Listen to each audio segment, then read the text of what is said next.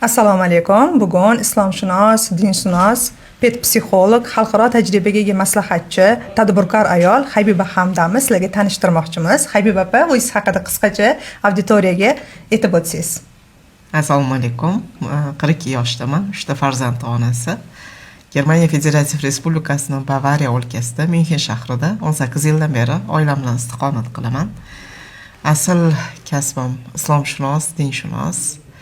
Hayot yo'lim har xil rangli va 2012 yildan beri pedagogika, Maria Montessori yo'nalishini tadqiq qilishni boshlaganman.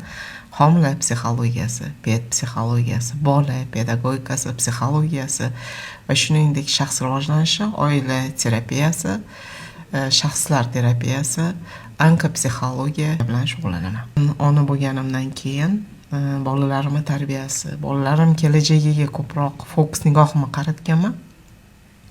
O'sha paytda xalqaro pedagog professor Adam Guneshni qo'lida ta'lim olganman 2012 yildan boshlab.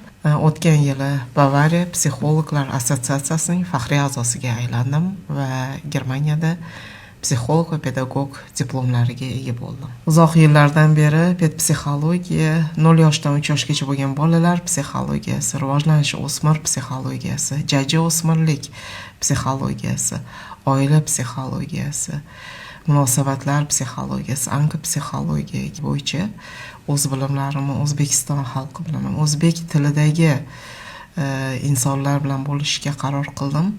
Agar kimgadir manfaatli bo'lsa, bolalar baxtliroq bo'lsa, kelajagini saqlab qola olsak, oilaviy agressiya va zo'ravonliklarga barham bera olsak, biz o'z vazifamizni bajargan hisoblanamiz.